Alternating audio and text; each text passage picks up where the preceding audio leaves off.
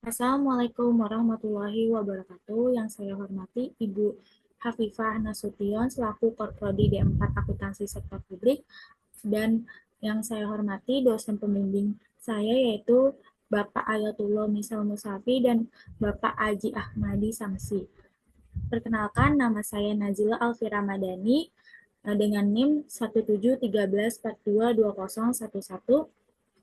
Pada kesempatan kali ini, saya akan memaparkan hasil seminar proposal proyek saya yang berjudul Perancangan Standar Operasional Prosedur dan Pedoman Akuntansi Pengelolaan Keuangan pada Raudatul Atfal Nurul Amal Bekasi Timur.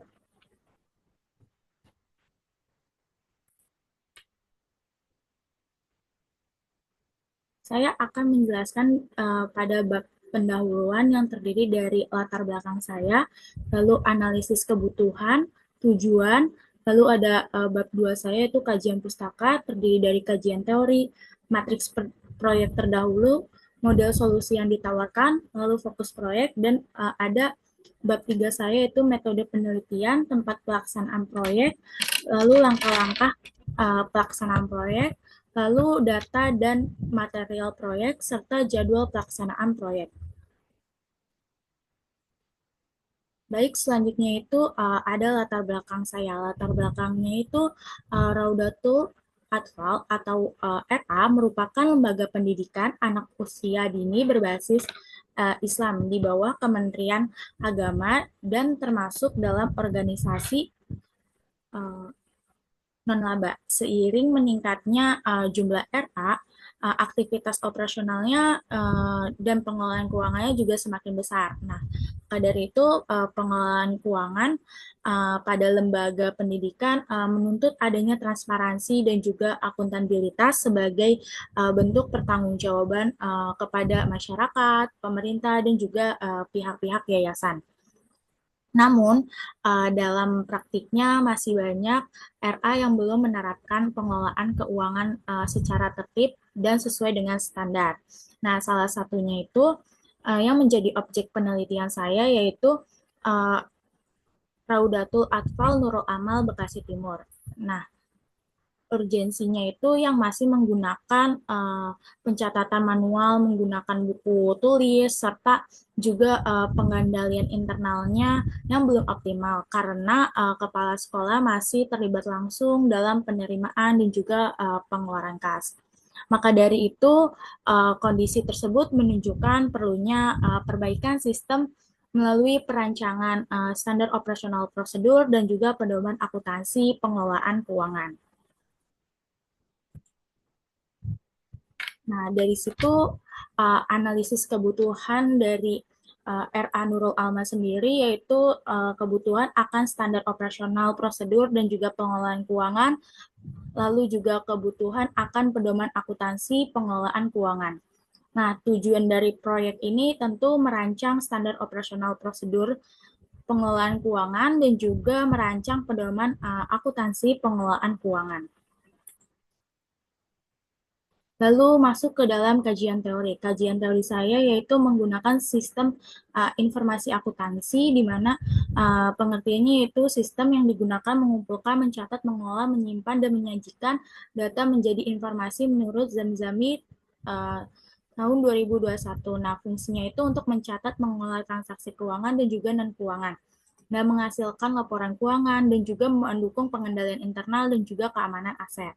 Nah, komponennya itu terdiri dari manusia sebagai pelaksana, pencatatan, pengolahan, dan laporan data, lalu ada prosedur, aturan, dan langkah kerja pencatatan dan pelaporan, lalu juga ada perangkat dan infrastruktur dan perangkat manual maupun komputer. Nah, selanjutnya itu ada organisasi non-laba, di mana organisasi non-laba adalah entitas yang tidak berorientasi laba, melainkan uh, pada pencapaian tujuan nasional seperti pendidikan, keagamaan, atau pelayanan publik dengan sumber dananya itu dari donasi atau hibah atau iuran surplus yang digunakan kembali untuk misi dari organisasi tersebut.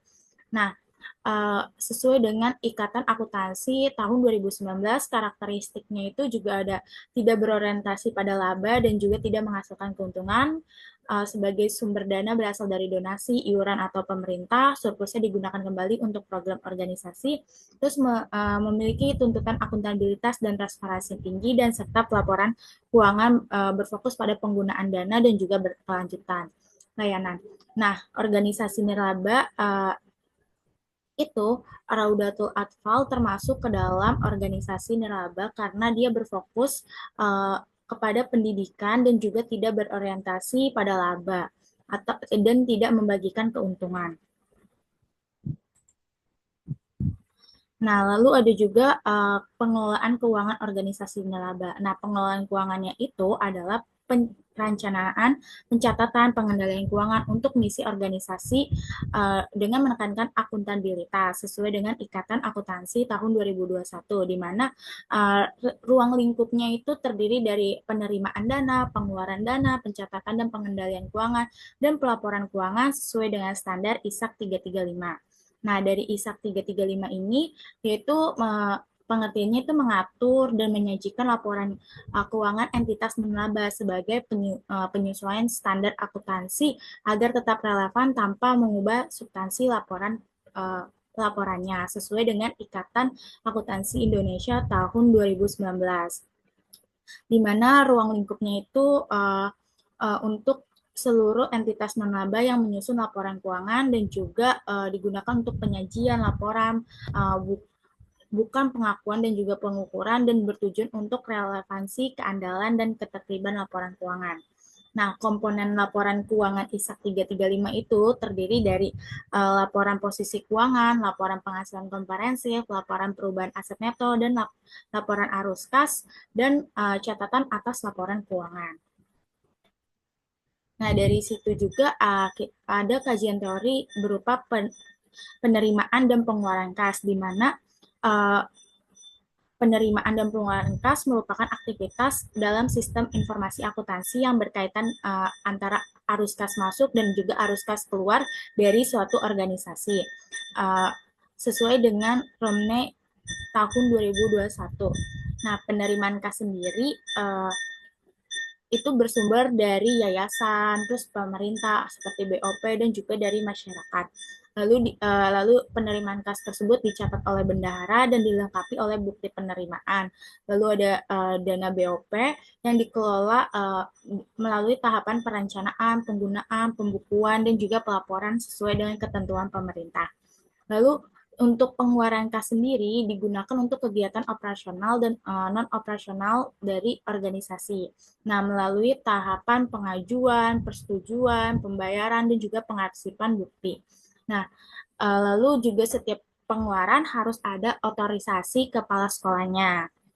Lalu tentu ada saya memasukkan pengendalian internal. Pengendalian internal merupakan proses yang dirancang dan diterapkan oleh organisasi untuk memberikan keyakinan bahwa kegiatan operasional berjalan efektif dan juga efisien, laporan keuangannya juga andal, serta seluruh aktivitas mematuhi peraturan yang berlaku sesuai dengan ANIF tahun 2025, di mana saya menggunakan kerangka pengendalian internal yaitu mengacu pada kerangka COSO yang dimulai dari control environment, risk assessment, dan kontrol aktivitas, lalu monitoring, dan information and communication.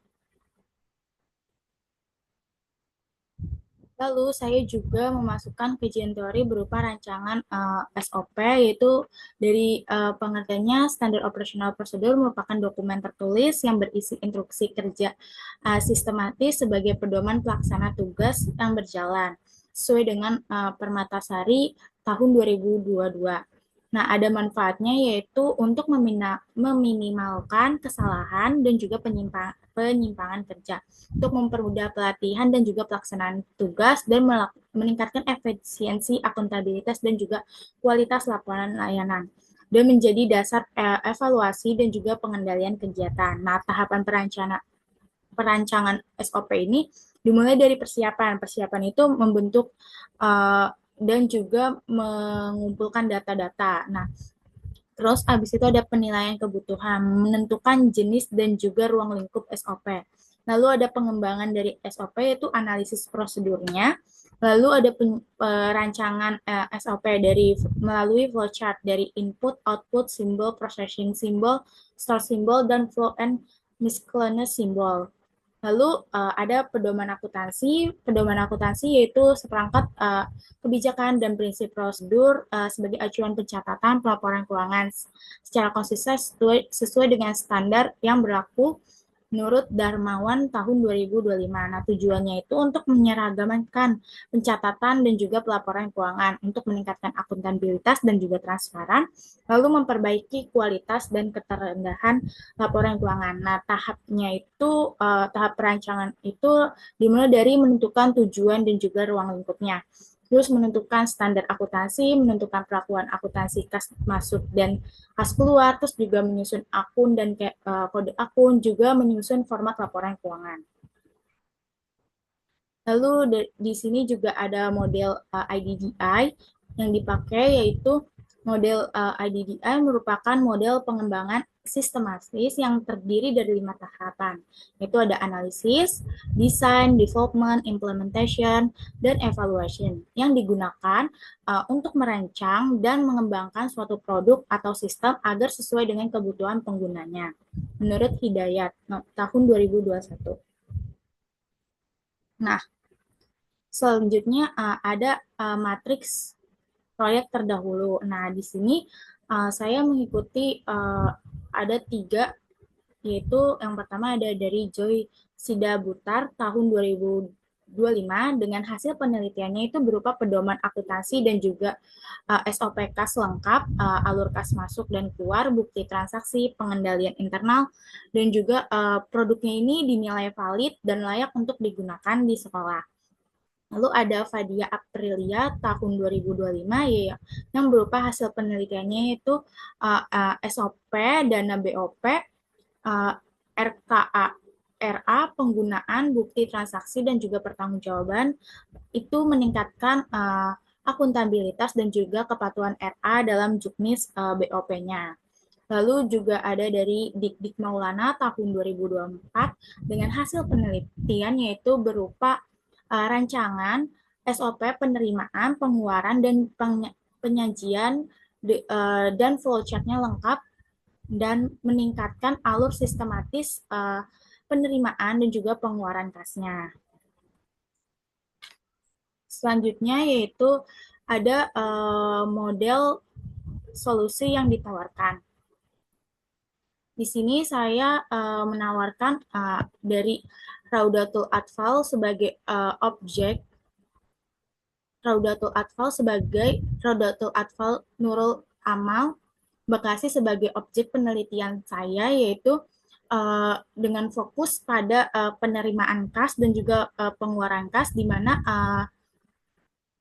berdasarkan hasil masa kelahnya, yaitu yang pertama itu ada pencatatan kasnya masih manual dan juga dokumen transaksi belum tersusun, terus belum juga terdapatnya SOP yang baku dan juga pengendalian internalnya masih belum optimal. Maka solusi yang saya tawarkan yaitu saya menyarankan untuk membuat rancangan SOP pengelolaan keuangan dan juga membuat rancangan pendoman akuntansi pengelolaan keuangan, di mana SOP sendiri tahapan rancangannya itu penetapan pihak dan tanggung jawab, lalu ada prosedur penerimaan kas, ada prosedur pengeluaran kas, lalu ada dokumen transaksinya, terus ada evaluasi dari SOP sendiri.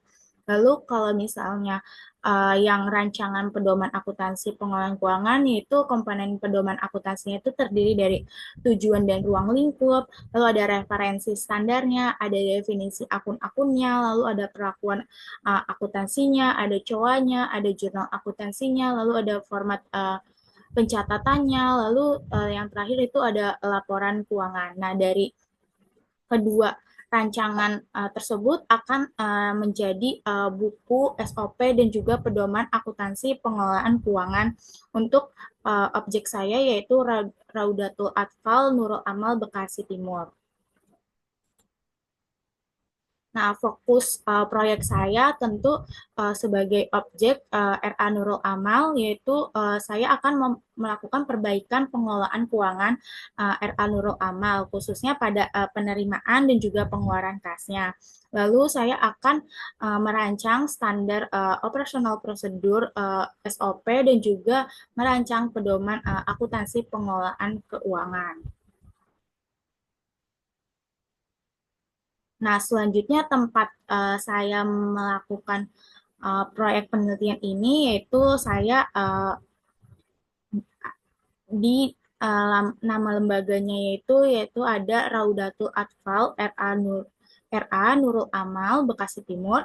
Lalu dia itu lingkupnya di atas Yayasan Pendidikan Islam yang berlokasi di Jalan di Ponorogo, Gang Pul Sinarjaya, Kampung Legon, RT 4, RW 4, Jatimulya, Bekasi Timur. Nah, RA Nurul Amal ini termasuk ke dalam organisasi non-laba karena karakteristiknya itu yang tidak menghasilkan profit, dan jika ada profit akan digunakan untuk kegiatan operasional organisasi sendiri. Lalu di sini langkah-langkah saya dalam pelaksanaan proyek, yaitu proyek saya uh, dilaksanakan dengan metode research and development, di mana itu akan menghasilkan produk berupa standar operasional, terus juga pedoman akuntansi pengelolaan keuangan. Dengan saya itu akan menjadikan uh, model pengembangan IDDI, yaitu yang terdiri dari analisis, design, development, implementation, dan evaluation, di mana tahap analisis saya nanti akan melakukan analisis pengelolaan keuangan dengan uh, pengendalian internal berbasis COSO dengan wawancara kepala sekolah dan juga bendahara umum RA Nurul Amal, yang terdiri COSO itu terdiri dari lingkungan pengendalian, penilaian risiko, aktivitas pengendalian informasi, dan komunikasi serta pemantauan yang akan menghasilkan output yaitu kebutuhan dan SOP dan pedoman akuntansi. Lalu di tahap desain saya akan melakukan perancangan SOP dan juga pedoman akuntansi pengelolaan keuangan. Nah, itu outputnya itu ada draft SOP dan struktur pedoman akuntansi sendiri. Lalu ada development, yaitu mengembangkan draft SOP tersebut dan juga pedoman akuntansi secara lengkap dan akan menghasilkan final SOP dan juga pedoman akuntansi. Lalu ada implementation, yaitu menguji kelayakan awal terhadap rancangan SOP saya dan juga pedoman akuntansi bersama pihak dari RA Nurul Amal sendiri. Lalu saya outputnya itu akan ada masukan dan juga catatan perbaikan dari RA Nurul Amal sendiri. Lalu ada evaluation atau evaluasi untuk penyempurnaan SOP sendiri dan juga pedoman akuntansi berdasarkan masukan dari si Nurul Amal sendiri. Nah, nanti dari hasil evaluation itu baru akan jadi buku SOP dan juga pedoman akuntansi pengelolaan keuangan.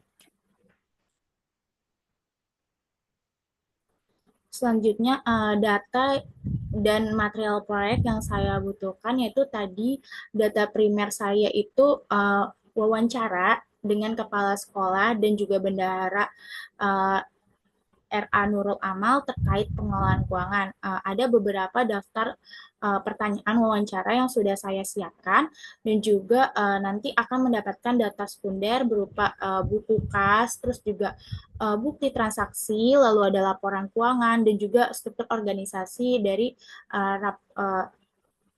RA Nurul Amal sendiri. Lalu material proyek yang saya butuhkan yaitu saya membutuhkan laptop dan saya juga membutuhkan Microsoft Word untuk penyusunan flowchart dan juga membutuhkan Microsoft Excel untuk penyusunan template penerimaan dan juga pengeluaran kas, dan saya membutuhkan Canva untuk penyusunan buku pedoman akuntansi dan juga SOP.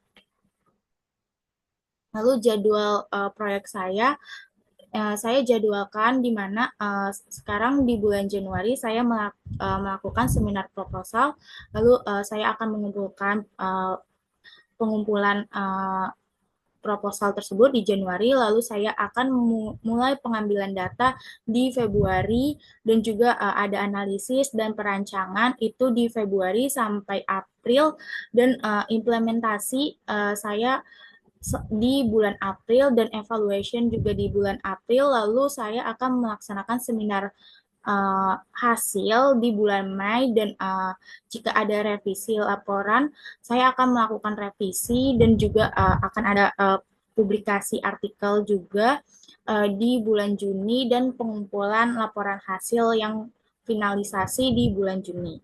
Begitu jadwal proyek saya. Terima kasih atas kesempatannya. Wassalamualaikum warahmatullahi wabarakatuh.